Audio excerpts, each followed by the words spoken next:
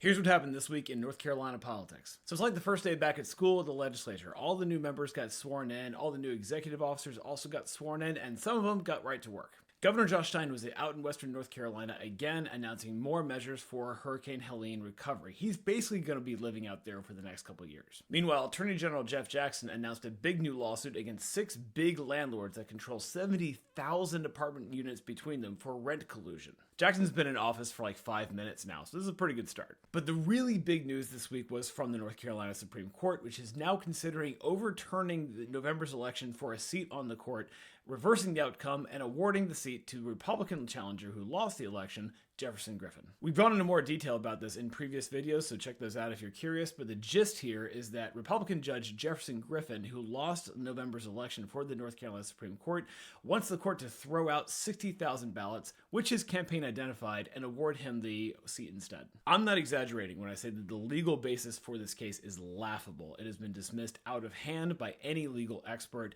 and it would have no chance in any court of law in the United States, except that we're not really dealing with a legal matter at all. At the North Carolina Supreme Court, we're dealing with a political matter, and whether the members of that court, in particular the Republican majority members, have the wherewithal and the courage to do the right thing and the constitutional thing instead of what is politically expedient. The campaign for Justice Allison Riggs has asked that the case be returned to the Federal Court of Appeals for another hearing. We'll see if that happens. We really don't know. So anyway, North Carolina politics, beginning the year with the spirit of bipartisan cooperation. Part of the political calculation here is that Republican politicians have concluded that their voters really don't penalize them for stuff like this.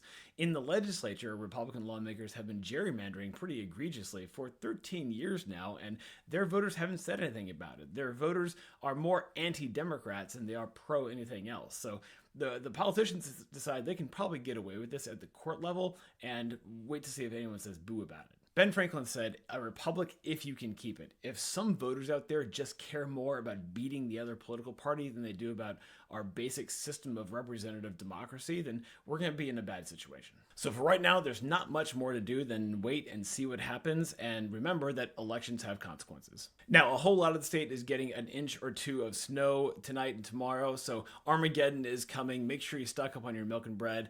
Stay safe, stay warm, and have a great weekend.